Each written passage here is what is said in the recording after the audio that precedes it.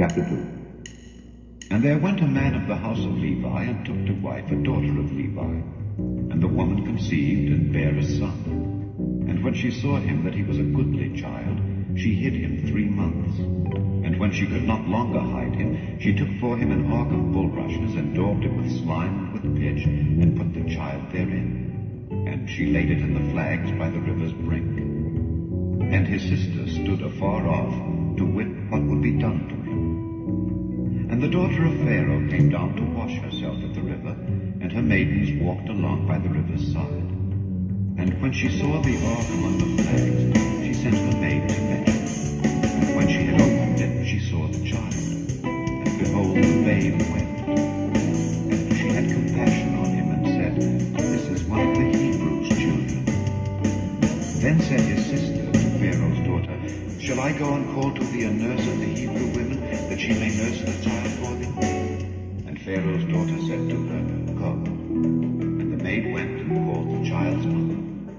And Pharaoh's daughter said unto her, Take this child away and nurse it for me, and I will give thee thy wages. And the woman took the child and nursed it. And the child grew, and she brought him unto Pharaoh's daughter, and he became her son. And she called his name Moses.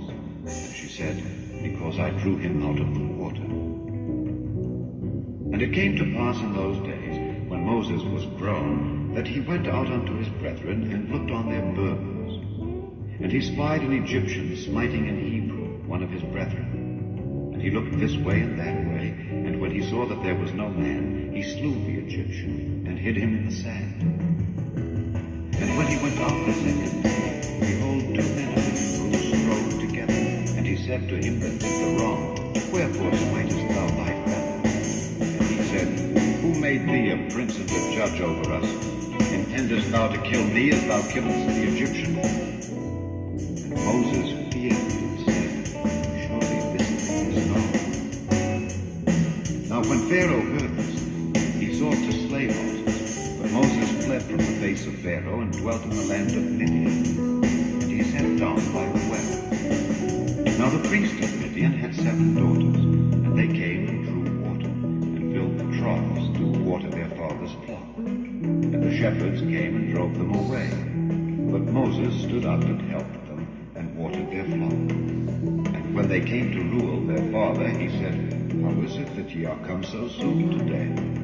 And they said, An Egyptian delivered us out of the hand of the shepherds, and also drew water enough for us, and watered the flock. And he said unto his daughters, And where is he?